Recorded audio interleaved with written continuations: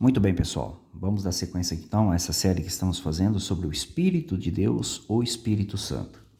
Se ele é uma força impessoal, a força que emana de Deus, ou é de fato uma pessoa, que seria a terceira pessoa, né? Um Deus, ou a terceira pessoa da Trindade, ou qualquer coisa assim, como defendem muitos religiosos.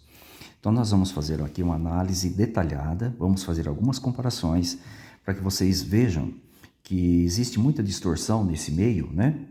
Para que se defenda que o Espírito de Deus, ou Espírito Santo, seja uma pessoa à parte de Deus. Então a gente vai mostrar para vocês aqui de maneira muito clara que não é nada disso, inclusive nas próprias traduções evangélicas, fazendo comparativos de texto, e vocês vão perceber, tá bom? O texto-chave que nós estamos considerando aqui é de Gênesis capítulo 1, versículo 2. Esse é o segundo vídeo, viu? A gente já fez o primeiro, esse é o segundo. Depois a gente vai fazer o terceiro, talvez até o oitavo vídeo aqui nessa série. Vamos ver até onde vai esse assunto, né? Eu coloquei aqui o texto hebraico da Bíblia Stuttgartensia, tá? A leitura é daqui para lá, como você já sabe. Eu coloquei em duas linhas para facilitar aí a visualização. E embaixo eu coloquei a transliteração. Tentei colocar as palavras mais próximas possíveis aí uma da outra, tá? A transliteração com o texto em hebraico, tá? Então o texto aqui nos diz assim, ó. Não reparem minha leitura, que não é das melhores, viu, pessoal? Tá? Então, Veharetz, Hayatatuhu, Vabuhu, Veroshek, Al-Penei, Terron, Veruach, Elohim, Merahefet, Al-Penei, Hamai. Então, é mais ou menos isso aí, tá? Então, o que nós fizemos aqui, ó? Eu estou dando destaque para vocês aqui em amarelo, onde está Espírito de Deus. Eu separei aqui, esse prefixo aqui, é esse Vzinho aqui, tá? Então, Ruar é daqui para lá só, Ruar Elohim, tá? Quer dizer, Espírito de Deus, tá? E o Espírito de Deus, é isso que o texto aqui está dizendo. Como que foi traduzida, por exemplo, nessas traduções aqui que eu separei para vocês? Vocês podem procurar na internet essas traduções que eu cito, vocês vão ver exatamente como está aqui. Foi copiada com precisão.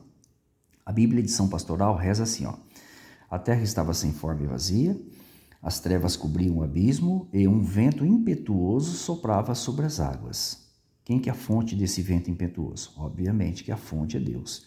O que Deus estava fazendo através desse vento impetuoso? Ele estava dando forma à terra e criando na terra as coisas que vieram a existir depois, porque ela estava vazia. A sequência dos versículos, depois do versículo 2, deixa claro isso, que este vento impetuoso, que é o Ruar de Elohim, estava sendo usado para dar forma à terra e criar as coisas na terra. Então Deus estava usando, olha, o seu vento impetuoso.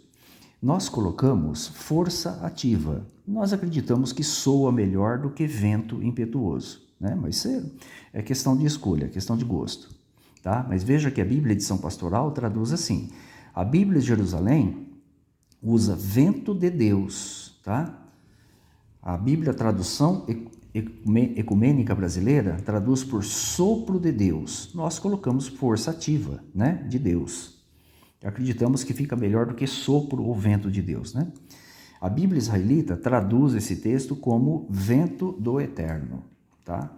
Então veja que existem traduções parecidas, né, de alguma forma, semelhantes à tradução Novo Mundo, que indica que o Espírito de Deus, ou o Ruach de Elohim, se trata de uma força impessoal, a força que emana de Deus, que ele estava usando para dar forma à terra e criar as coisas aqui na terra. Isso fica muito claro aqui no texto. A sequência dos versículos depois do 2 indica que Deus, né, continuou fazendo isso e passou a criar as coisas na terra. Nós temos um relato que tem bastante paralelismo com Gênesis capítulo 1, versículo 2. Esse é de Gênesis capítulo 8, versículo 1, que está falando aqui do pós-dilúvio, tá? Então veja o que aconteceu aqui, ó. Eu coloquei, eu não vou fazer a leitura completa, senão a gente vai deixar o vídeo muito extenso. Então, cada uma dessas palavras que você está vendo aqui, eu pus a transliteração embaixo para que você possa aí tentar fazer a leitura. Estou dando destaque aqui em especial o que mais nos interessa, que é a palavra Elohim, que é Deus, e o Ruach, que é o Espírito de Deus, tá? Aqui está dizendo que enviou Deus o seu Espírito a toda a terra. É isso que o texto está dizendo aqui, enviou Deus o seu Espírito a toda a terra, tá? É isso que você vai ler aqui, ó. Na João Ferreira de Almeida, revista atualizada, diz assim, ó: Deus se lembrou de Noé, de todos os animais e de todo o gado que estavam com ele na arca, e Deus fez passar um vento. Por que aqui não está Espírito como está, por exemplo, em Gênesis 1:2, mas aqui está como vento? É o mesmo Ruar de Elohim, mas lá em Gênesis 1:2 está como Espírito, se você pegar essas traduções. Mas a maioria de todas as traduções fala que ele fez soprar um vento sobre a terra e as águas começaram a diminuir. 99% vai estar dessa forma aqui, tá? Deus então se lembrou de Noé, de todos os animais selvagens domésticos que estavam com ele na arca. Deus fez soprar um vento sobre a terra e as águas do dilúvio começaram a baixar. O que Deus fez soprar? Ele fez soprar a mesma força que ele usou lá em Gênesis 1:2, ó, o seu ruar, tá? Exatamente a mesma coisa. Ó. Vou pôr aqui de novo para vocês verem. Ó. É a mesma palavrinha que está aqui, ó, ruar de Elohim. E aqui Deus fez soprar o seu ruar sobre a terra, tá? Exatamente a mesma coisa. No entanto, aqui foi traduzida por vento, né? Aliás, a maioria das traduções traduziram por vento nesse lugar aqui, tá bom? Agora, o texto que nós temos mais relação com Gênesis 1:2 é o Salmo 104, versículo 30. Praticamente, ele é uma repetição do Salmo 1:2. Por quê? Fala do Espírito Santo sendo usado por Deus para criar, dar forma e dar vida às coisas na terra. Exatamente o que diz Gênesis 1:2, né? Ou ali na sua sequência. Então, nós temos o texto aqui, ó. Coloquei o texto em hebraico para vocês, ele é bem curtinho. Aqui embaixo está a transliteração. E eu estou dando destaque para vocês aqui onde está o ruar, né? Aqui a leitura ficou um pouquinho diferente, ficou ruhaka, tá? Que é teu espírito. Então, se ele envia teu espírito, ó, se envia teu espírito, o que vai acontecer? São criados. Aqui a palavra, ó, baré, que é criado. Então, quando Deus envia o espírito dele, ele cria, tá vendo? Ó? Ele cria através do seu espírito.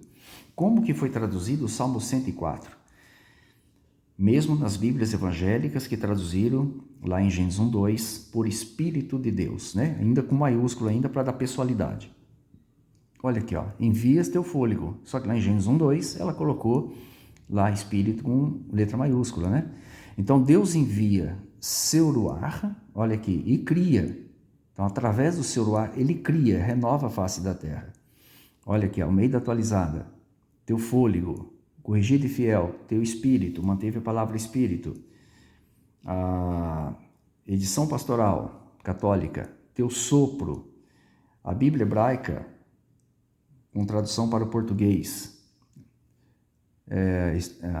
aqui, quando lhes envia teu sopro de vida. Olha só, sopro de vida. Bíblia de Jerusalém, teu sopro.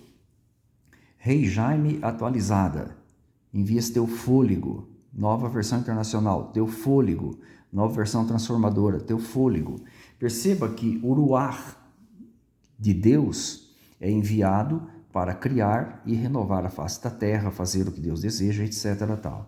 E aqui foi traduzida, nessas versões, por fôlego, por espírito, sopro de vida, né?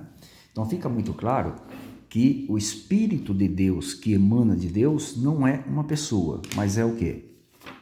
É uma força impessoal, a força mais poderosa do universo, que emana de Jeová para que ele realize sua própria vontade. Seja criar, seja para fortalecer seu servo, seja para inspirar os escritores da Bíblia, seja para o que for.